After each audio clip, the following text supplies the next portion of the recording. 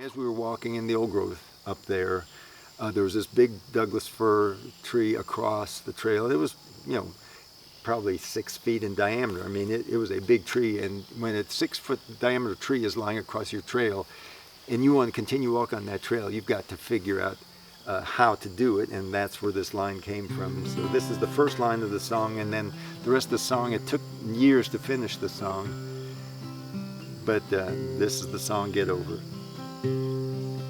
When a tree falls across your path, get over it. When your life falls apart at last, get over it.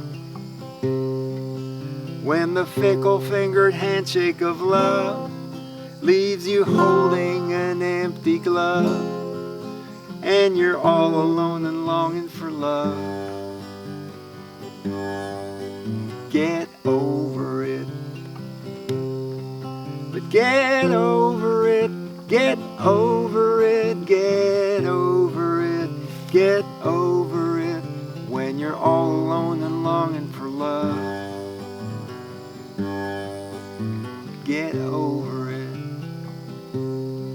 Now when you're not playing with a full deck, just deal with it. It's just a game dealer's choice, what the heck? So whose deal is it? When you're a joker, you might play a king. You can't leave, you can't lose, you can't win. So you might as well say, deal me in. And get over it.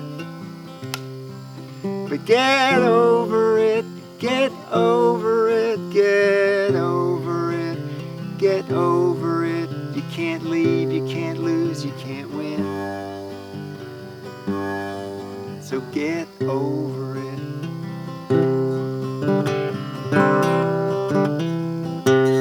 I knew that I wanted music as part of the farmer's market. So the very first market, I sat there I brought probably 3 folding chairs and a guitar. And I sat there, and anybody who wanted to could sit and sing with me, or if they happened to have an instrument with them, they could come play music, or if they wanted to come back the following week and bring guitar with them. And from 2002 through 2020, every Saturday, when the farmer's market's been in session, with the exception now of these COVID months, there's been a music circle at the farmer's market. Same thing at Lost River Market and Deli. I thought, okay, I want to see how music can help to contribute to the sense of community that we're creating with this store. So I thought, well, let's try Wednesday evening. It's a traditional, a church night, and a lot of people unfortunately couldn't join us because they were still part of that Wednesday evening church, but it became our Wednesday evening fellowship.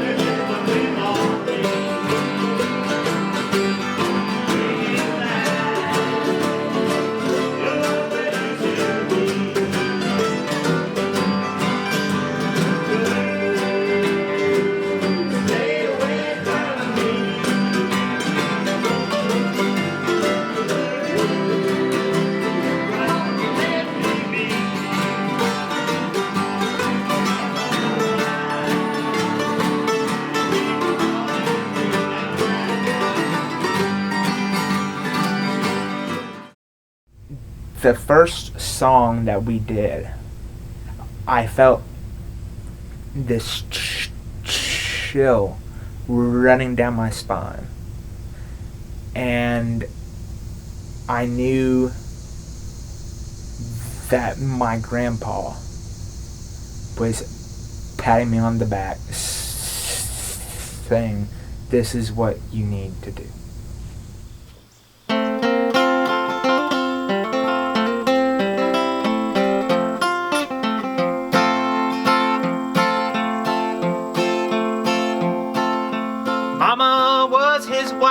Flower, my daddy used to say, and to prove to her he loved her, he'd play it every day. Mom would look at him and smile, she'd say, "God bless my man." regret one single time that I gave him my hand. The wildwood flower was his favorite song, and when he played for Mama, our house became a home. That's one thing that I've noticed, of course, with my job that I love for 26, 28, whatever years. You love it, you're enjoying it, and all of a sudden it's going to stop. You know, back to our music at the market in Deli. Yeah. I love that because it brought in different people. It's really added we to were comfortable there. the fabric. You could actually screw up and nobody cared. This is a Carter song. We do it at a lot of funerals, especially people we know. Am I right?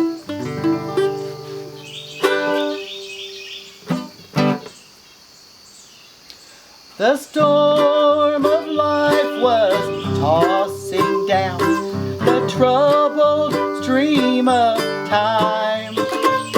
When first I saw your smiling face and youth was in its prime. Here you go.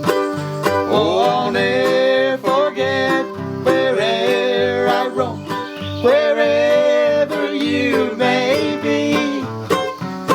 If ever I have had a friend, you have been that friend to me.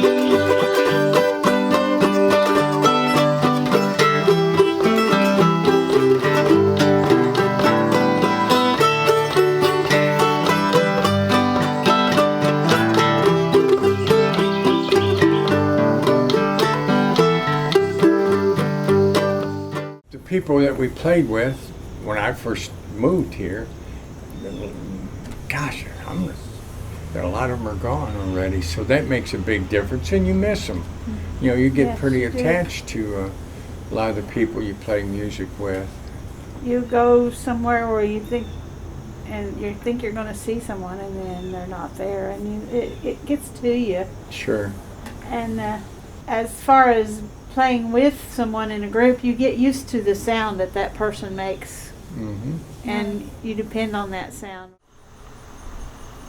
All right, this song is called The Little Blue House. It's a song that I wrote, and it's about my mother and father's home place that burnt just last year, and all of their belongings were still in there, and all of our memories were still in there because we hadn't had time to get it all out or anything. So it kind of touched my heart, and I wrote this song about the place. G. Little Blue House, it's in G. There's a house in a hollow standing out in the green, and shaded by a giant old ash tree. I can see mother and dad walking there hand in hand, and the shadows dance around them gleefully.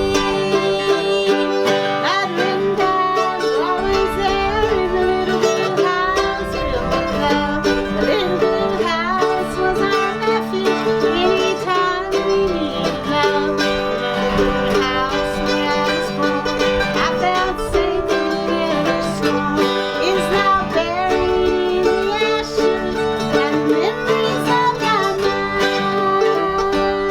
How it's affected the local music scene, all of those people, especially because a lot of those folks are retirement age, that was their socialization, period.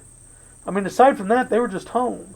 And so, I mean, you know, Dave and Mari and Steve and Nancy and all those folks went from, you know, being out a couple times a week to just being home on the farm. If you've come to a standstill or maybe just a slight wobble trying to move, how do you get back in rhythm again? When I got the call from the nursing home that they would be happy to have us come back again last Wednesday, I knew that was the one thing that could definitely pull me back out of my shell, was being able to play for people whose circumstances were pretty dire. The people confined to a nursing home, confined to their rooms for close to 6 months. I knew they needed it, and we needed to be there for them. And I was very glad that we were able to be there with them. And I know every other musician that came that day was deeply rewarded. in the nursing home is something I started doing because I thought it would be a nice thing to do for somebody else. But then after you do it for a little while and you start seeing the same faces time after time, and you go around and talk with them a little bit in the days when we could, you find out they're giving you more than you're giving them. And Andy's so great. He's got it down. He starts with the same song every time. There's a little bit of continuity, and he knows what kind of music to play. He knows all their names. Yeah. Knows all their names, makes it very personal. It's a really cool thing. Everybody who plays music with other people knows the feeling of that unspoken connection that you have when you're playing music with someone. There's something that passes between you. 'Cause I've seen waves crashing on the coast near Portland.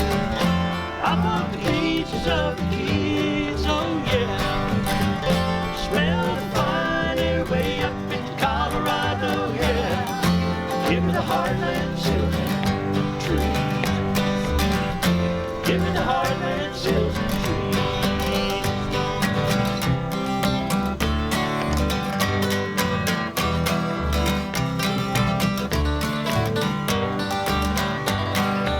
I really want to teach others this form of music the way that I have learned from the older generations, because I feel like that's the only way that it can really be passed down and preserved.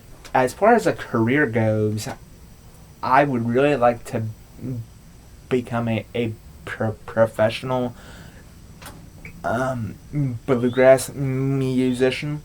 I feel like my generation needs to rise to the challenge and take on this form of music before the other generation is not able to teach us it.